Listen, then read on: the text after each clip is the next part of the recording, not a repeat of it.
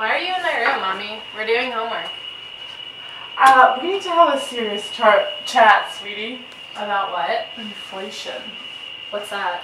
It's a sustained increase in the general price level of goods and services in an economy over the period of time, and it affects everyone who holds money. Is what the older kids say about hyperinflation true? That it always happens? No, the older kids are just trying to scare you. Hyperinflation only happens when inflation exceeds 50%.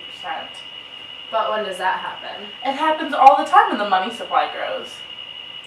Oh, well, does it happen when the government prints money to pay for their spending because tax revenues are inadequate and because there's a limited availability to borrow money for them? No! You're getting it? Hey, there we go.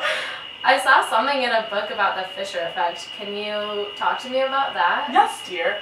That is when the Fed increases the rate of money growth. The long run results in a higher inflation rate and higher nominal interest rate.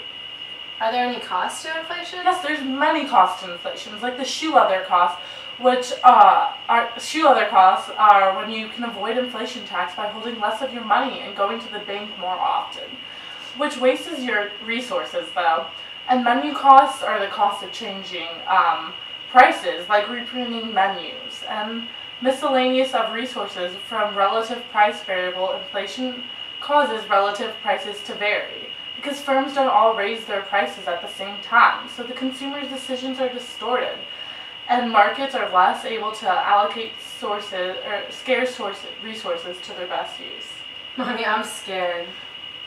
Don't be scared about inflation. On the plus side, when you go to college one day and borrow money from the bank, you may have a very easy time paying that back.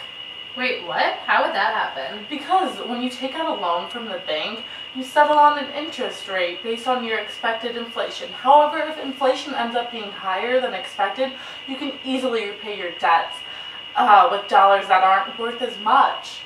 Oh, I kind of get it. So wealth is redistributed from creditors, like the bank who's going to lend me money, to debtors, like me when I borrow money from the bank. Yeah, you got it! Thanks. So what if inflation isn't higher than expected? What if prices go down and money becomes more valuable? Then would it be harder for me to pay off my debt? Yes, and that's called deflation, which would be especially sad because when it comes time to pay off your college loans, you'll already be poor. So imagine having increased troubles paying off your debt. But the deflation actually isn't all that bad. Are you saying that some people would want inflation to happen? Sure, having a little deflation lowers the nominal interest rate, which decreases the cost of holding money. Oh, okay. Thanks, this makes me feel a lot better. No problem. I just want you to be able to make informed decisions about the economy when you're older. And tomorrow night, we'll have a less important chat about the birds and the bees. Good night! Night!